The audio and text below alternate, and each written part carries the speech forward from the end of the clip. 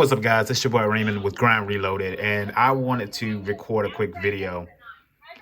Hey, do you want it for 9 resident? We'll call. This auction today is a cluster Okay, F. This is the first time they've ran back, I think, live. Guys, some of these are going to be with an if. I understand if you don't want an if, but if you don't want an if, don't bid. I'll tell you if it's going to be an if. This one's going to be with an if, okay? And they are effing up. The lady on here talking about motherfuck. I mean, it's crazy. So I'm gonna show y'all a little bit of the auction here and to show you exactly how crazy the prices are right now. If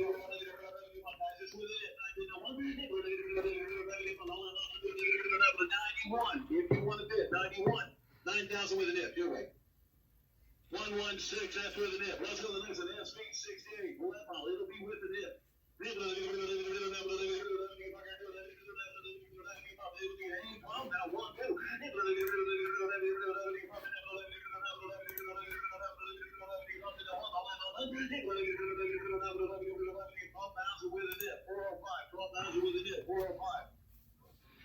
go to SV 69.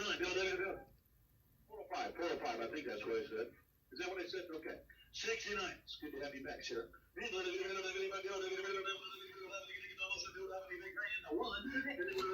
So if you look at the black book,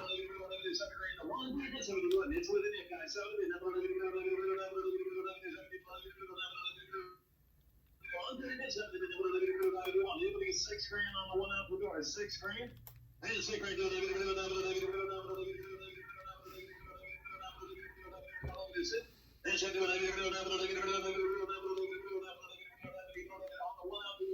$5,000 now one. On the one out the door. What's the number 70?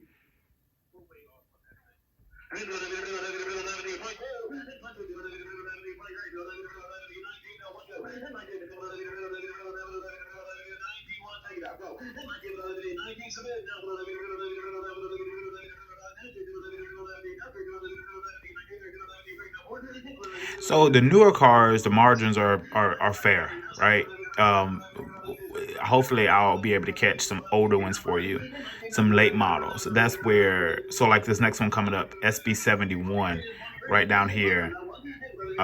So you see this right here, that is an older vehicle, 2005, 270. So that'll give you a better perspective. Right now, the auctions have no mercy. I mean, they are trying to survive right now as well. And I think that's where most people are going wrong when they're talking about the auction values and stuff on YouTube and on Facebook groups. You're forgetting that these auction companies have to survive. Now, Black Book on this is $1,075, 290,000 miles.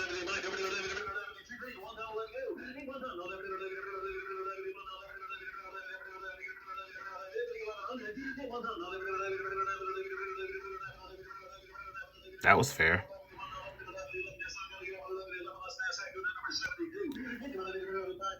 They wouldn't take 1,100.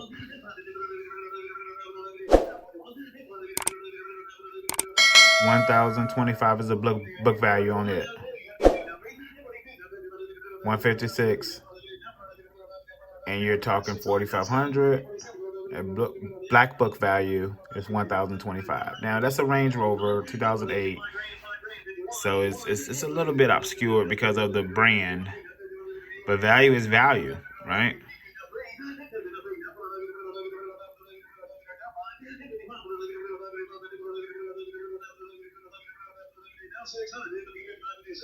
I think must be in immaculate condition to pay that for 08 Range Rover.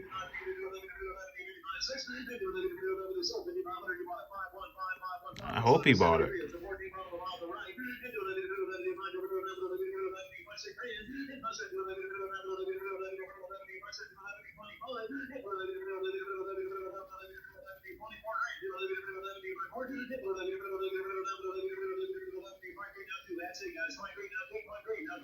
All right, so I'll try to catch some older ones so you can see kind of, you know, in the price point that we sell here at Grind Reloaded. So I'll catch you back here in a minute once those vehicles run.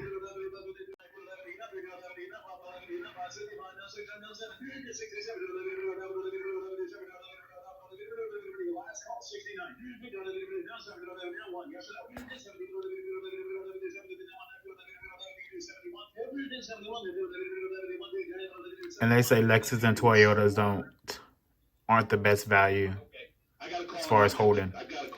He has the call at 7,200 for a 2004 Lexus GX 470. Black Book is $2,650, and they have $7,200 on the table, and they have to call to see if the seller is gonna take that, which implies that the seller wants more, or the seller just did not stipulate how much they wanted. But I think it's the first.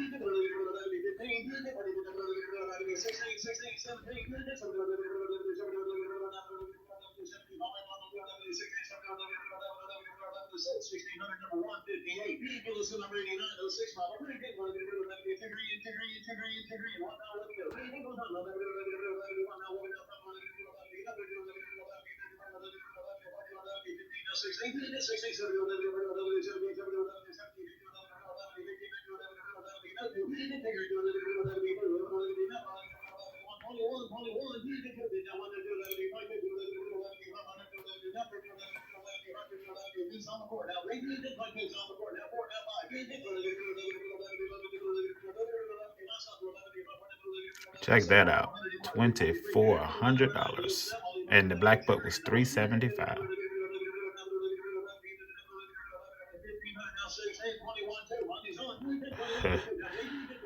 Look at that go, 214K.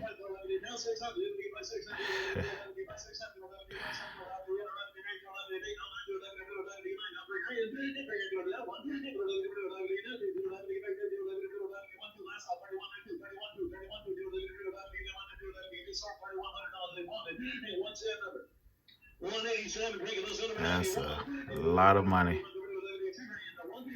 When you look at the valuation, I mean, the value probably was higher than what the Black Book is showing, but it wasn't. It damn sure wasn't 3,100. Not when you're buying cars to flip, you have to leave margin from the retail to make your money. This is another one. $2,300. 25. Well, 24. 25 now. So this is a number you want to pay attention to over here. So for $2,500, guys. That's crazy. Hold a minute. Did it not sell? Why did they take that off? That should have sold. I don't know why they took that off, because it sold.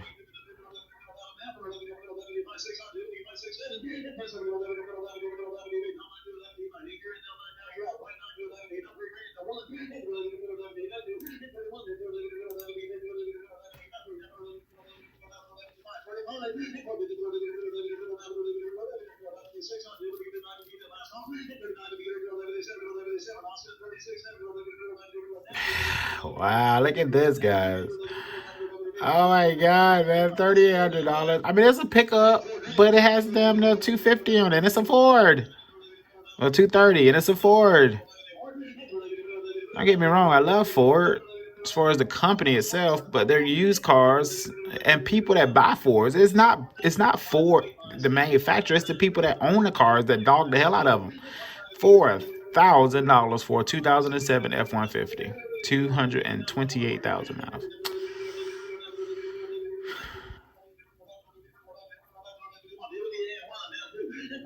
Yeah, so this is what you're up against if you're needing to buy inventory right now. So I would definitely recommend you stay away from auctions like this and just go and try to buy personal cars right now. You know, go to Facebook Marketplace, Craigslist, OfferUp, and you know, at least try to diversify your buying. It does take a lot more time with Facebook Marketplace. You have to go to the cars and individual locations. Either you do that or you know, you overpay and not make much margin in the end. I mean, this truck should be no more than 1,500 bucks. No more than 1,500 bucks.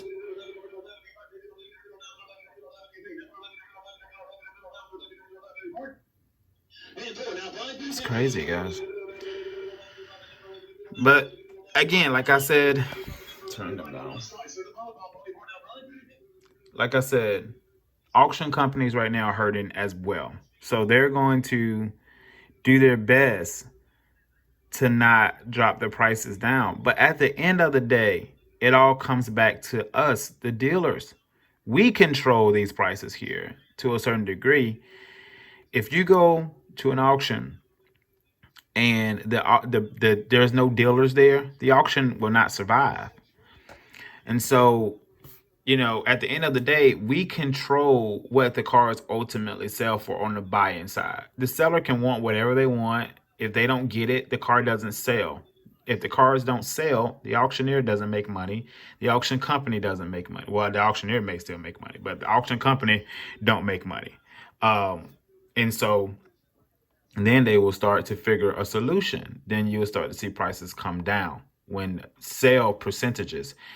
Every auction, at the end of the auction, there's a calculation that happens, and that calculation totals the percentage of vehicles sold.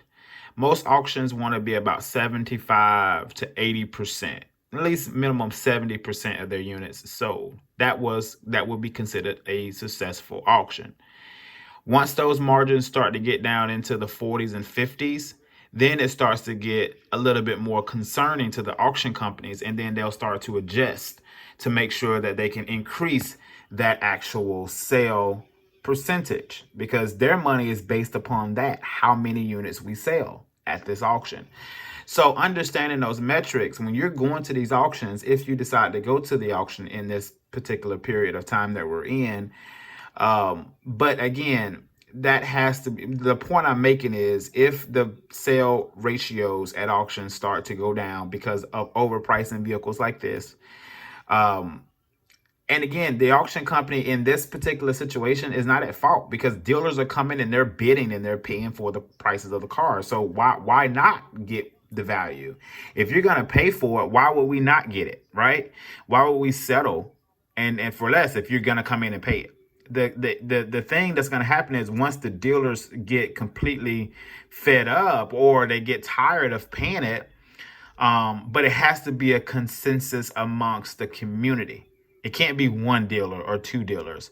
If an auction typically run and they typically have 800 registered bidders, if at least 400 to 500 of those bidders say, I'm only going to go a certain percentage over Black Book, whether that's 20% over the valuation that's in the computer, then you'll start to see a change. And that's how values and trends change. That's how prices go from high to low and low to high, because the auction companies are looking at that ratio, and basically the only thing they're doing is adjusting based on the temperament of the bidders. So right now, I would definitely tell you guys to stay away from auctions like this.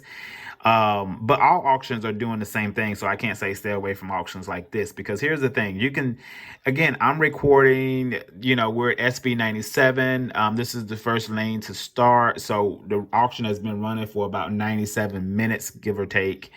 So about, an hour and a half. Yeah, it's 10:36 now. This auction started at 9. So yeah, right on the money. So again, there's a lot of auction left. And so when some of my previous videos, I talked to you guys about, bidding or finding cars that are more so middle to the end of the auction, mostly middle, and people start to get antsy and start to overpay too. But towards the middle of the auction is kind of a sweet spot. What is this? A 2008 Black Book is 7,700, and they started to bid at 17,000. It's you know, you can't make it up. But like I said, once the dealer community starts to say, hey, we got to get our cars lower, because what's going to happen is all these people that are overpaying for these cars and they get them back to their lot and they don't sell, that's when they get pissed off. Everybody is optimistic right now that, okay, people have money, people are starting to get back out, people are, starting to re-enter the economy. Once they see that those vehicles that they overpaid for are sitting longer than they expected it to sit, you'll start to see them offering less for cars at auctions. And the more people start to offer less, the value start to go down, because the percentage of sale for that auction starts to decrease, and they have to adjust accordingly in order for them to stay profitable. And so that's what's going to happen. And then a lot of these people that are using the floor plans, again, they use the floor plans and they bought the cars at a price that they really shouldn't have bought at. And then they take it back to the lot and can't sell it. And that floor plan company comes and say, hey, I need my money. Hey, stuff is going to get real. You know what I mean? Well, thank y'all for hanging out with me today here for a little bit. I just wanted to kind of, record this content because, again, I'm not visiting every single auction. I'm riding the wave like everybody else. I am keeping an eye on what my car lot is doing and what my percentages are. This week was not a good week for us so far. So, for me, I adjust accordingly. You got some people that say, hey, I buy whether I sell or not. That's not me.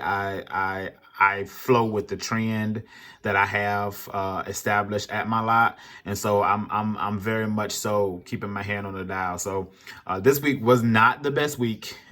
This probably has been the worst week since the pandemic started for Dealmart. But at the end of the day, we're still in business and we're still going to keep rocking it out. But I ain't buying anything from this auction. But again, it's important that if you are not going to go to the auctions physically, that you log into the simulcast and that you just watch and you see, because what happens is if you stop going to the auction and you remove yourself from understanding what the flow is and what the valuations are, then when you do want to go out to the auction, you're going to be completely, at a loss. You know what I mean? Whereas if you, at least log into the simulcast, follow, even if you're not going to buy anything, follow it, see what the trends are, see what the values are. And you may learn a vehicle, you may see the type of vehicles that you specialize in or that you buy are trending at a price point where, you like for it to be. So just go on to the simulcast and follow along and see what happens. And it also just keeps you sharp too.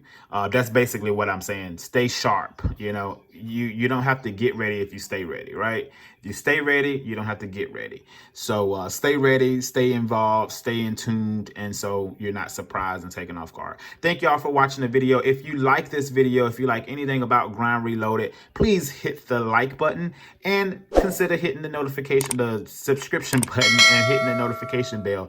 I definitely want to get this channel off the ground. Right now, I'm just teetering, right? Just kind of staying consistent. So y'all that are watching this, man, help your boy out. Help us get up there. We don't have a whole heap of subscribers. I need that number to increase. And really, I just want the engagement to increase. So if you're watching this video, let me know that you liked it. Let me know what you thought about it. Yeah, so thank y'all again, and I will catch you on the next one. Take care.